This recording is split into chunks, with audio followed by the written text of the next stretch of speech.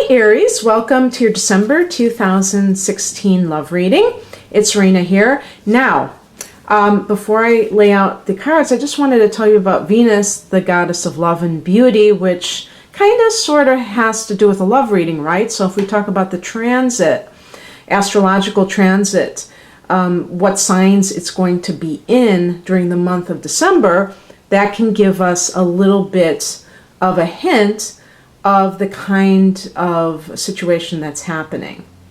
So it's going to be for the first 7 days that you have Venus in Capricorn, which happens to be your 10th house. Now, this could mean, one thing, Venus does too, but besides make you attractive and attract things, good things to you, is that it can be a money planet or influence. So that can, have something to do with your career, since the 10th house has to do with career.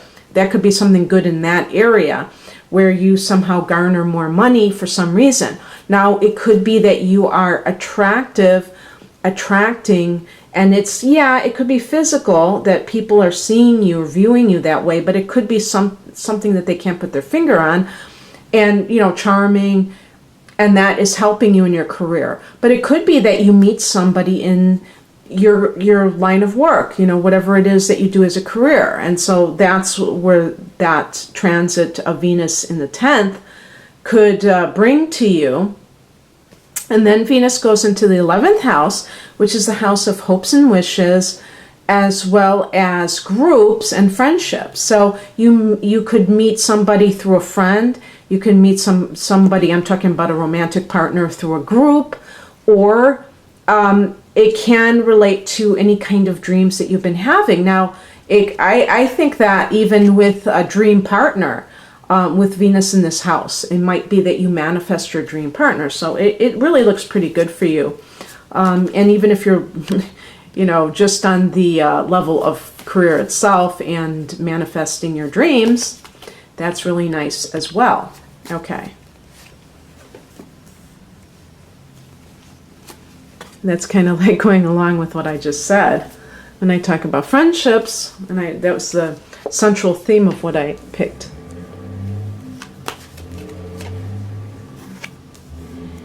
Maybe I'll start to do this. This might be a much better way for you to see the bottom card here.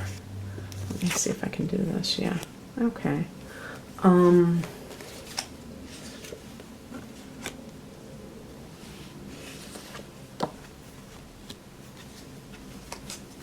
Okay.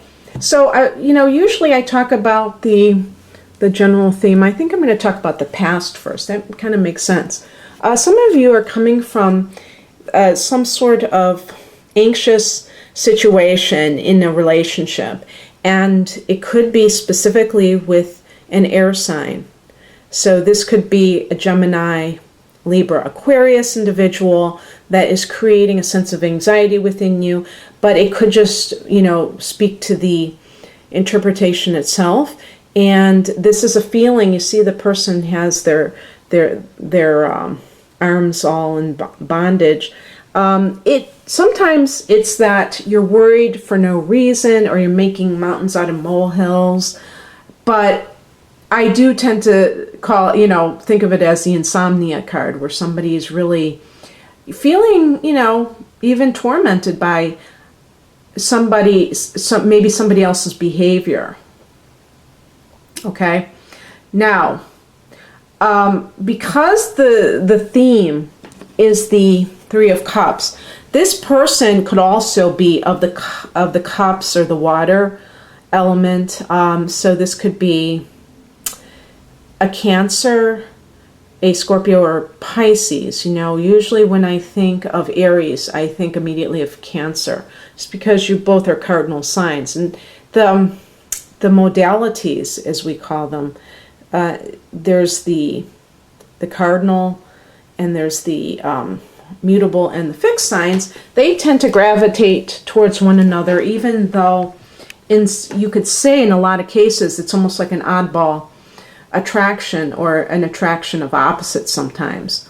But they do tend to attract one another, and The Three of Cups can deal with socializing, and this is what I was talking about with Venus in the 11th house. You may be just letting your hair down and enjoying yourself on that level. And there's nothing wrong with that. You may have this feeling of levity. Now, if you see the past position and you look at let me see, I've been having fun with the Zoom quality. But if you see the past position and the current position, you have, anxiety in the past and now a feeling of, trying to enjoy yourself. So it sounds to me like you freed yourself from that kind of a situation. And, typically I don't see Aries people as being very, anxious as a sign. You guys tend to be rather take charge, and you don't allow yourself to go there. You're very positive thinking, but everyone has their limits, right? And sorry, I have a loose lever here. So it really can depend on the situation. And, you are human, so you're going to sometimes feel that, especially if you love someone, you're going to feel that sense of, helplessness if there's some problem in the relationship. Now, what's coming in, or what may, be present along with that Three of Cups, is the Queen of Wands. This could be you, definitely. This can be a person, and this is one of the highest expressions of an Aries, is to be the Queen of Wands, because the Queen is a feminine energy. So it's going to automatically deal with intuition and emotion and that passivity, but it's combined with the wands. I don't like to say rods, wands, and that is associated with fire elements. So that is going to include your sign, and it's a very proactive and very positive thinking, can-do type of energy. So what it sounds like to me is that maybe you have freed yourself of a situation and you regained this quality within yourself. And so it's like if somebody took you off of your game, when somebody's in an abusive situation, they can be the most confident person, but the other person leaves them like a shell of themselves. And if you are an Aries person, maybe I will leave a link to a free birth chart generator if you don't know what it is, because sometimes people have a lot of Pisces, like maybe a moon in Pisces, and because Pisces is right next to Aries, you could definitely have a personal planet in Pisces, and that can make you a little bit less confident, a little bit more sensitive, and impressionable by other people, whereas Aries is like, that song, I did it my way, very, very independent and very, confident in their sense of self. You rule on the astrological wheel, you rule the first house of the self. So Aries is supposed to be that way naturally. And when you're not, there's probably some reason that other person may have a very negative influence on you, and it's best if you would get away from somebody like that. But, it's really nobody else really kind of controls your feelings ultimately. That's on you. So if you are dealing with somebody who is being abusive, you have to kind of look at yourself and say, how did I get into this? And it's not blaming the victim, it's pinpointing the dynamic is more like it. Okay, so the higher message for this is the Eight of Cups. Now, this is a card of walking away from something that is not emotionally fulfilling, and either you need to do it for those of you for whom this reading so far makes any sense, or you have done it. In some cases, it could be because we're seeing two cups cards, that there's the water sign person who is really appropriate for you. And maybe you've overlooked this person. Maybe this person is a friend and you've kind of not realized that this person is really, suitable for you.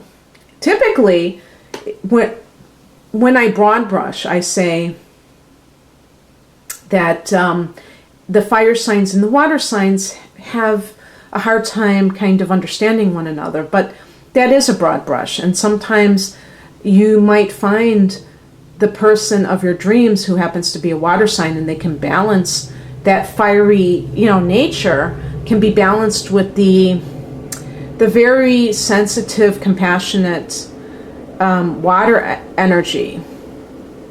And that, because sometimes Aries people get accused of being insensitive. And it's really more of a fact that you are just so outer and, just very active that you don't really think that the emotional life is something that is, even your emotions are active. That's why you're very spontaneous in your emotions. So it's not like you to sit with your emotions and to kind of stew in your emotions. You just kind of like express it very spontaneously, and then you move on. So even if you get angry, you move on. You're not the kind to hold grudges and things like that.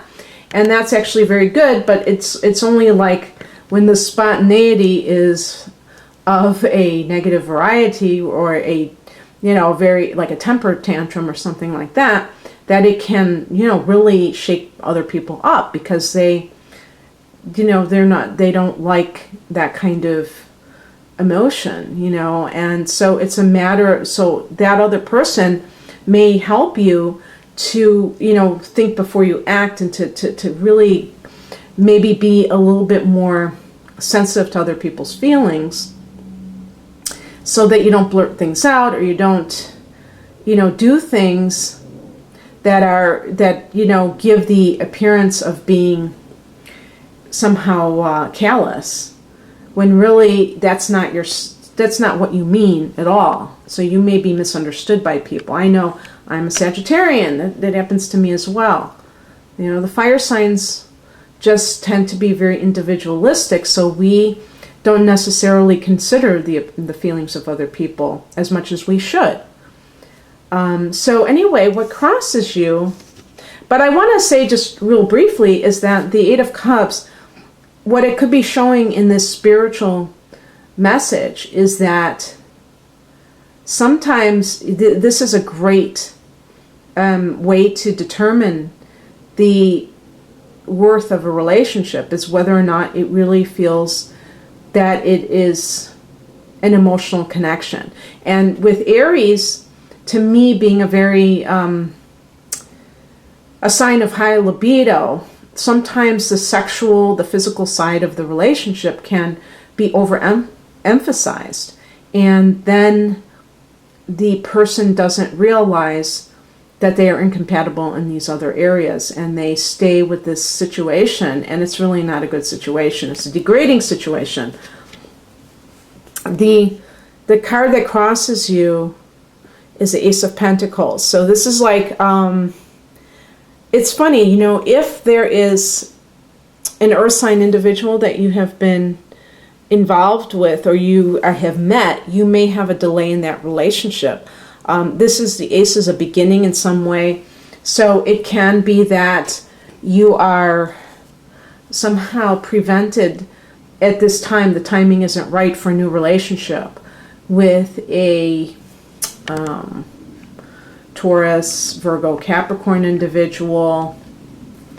And likewise, it could, have something to do with a new job that you had expected to start, and maybe that is not happening. And so all of these pieces of the puzzle, because I did say that you might have met somebody on a job, in a career setting, and maybe you were just going for a job interview and you met somebody and you were expecting to work there and now somehow that's being delayed. It's a very positive card, so it probably just means that it's going to just take its time to start up. We do have a Mercury retrograde. I think it's around I should figure it out before I do these readings, but I wasn't planning to talk about that. Around the 17th of December, I think. So depending on what house that falls into. With Mercury delay, there's always communications get kind of put on the back burner or somehow don't get to the people on time. So, it could be on that front as well, that it's affecting things. But you know that eventually things will get back on the right track. So it's a beginning of some sort. And definitely you have to make sure that everything else is in order. Like, for instance, if you met somebody and they're involved with somebody else, well, then you have to tie up those loose ends before you can get involved in a genuine way. The advice is the Seven of Wands, and this is a card of creating boundaries. And this is particularly important if you've been in a situation which caused you anxiety in the past, is that when you go into the future, learn from the past, learn from whatever happened. And one important thing is having boundaries. And this means that you have certain things that you stand for that you're not going to, that you're going to see as red flags. If you believe that, I wanted to say too that this card, the Three of Cups, that could be about partying. It's not in the reverse position, but still, we've got the Two Cups cards.